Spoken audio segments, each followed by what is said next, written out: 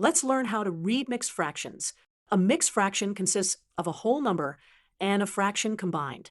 Let's look at our first example, 2 and 3/5. This mixed fraction has three parts we need to read: the whole number, which is 2, the numerator, which is 3, and the denominator, which is 5. Here are the 3 steps to read any mixed fraction. First, read the whole number. Then read the numerator.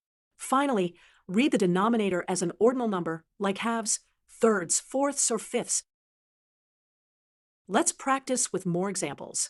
Here's 3 and 2/3. We read the whole number 3, then 2, then thirds. Here's 1 and 4/5.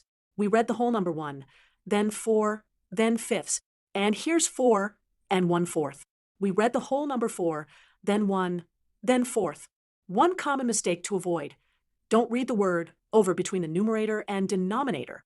For example, don't say 2 and 3/5. Instead, say 2 and 3/5.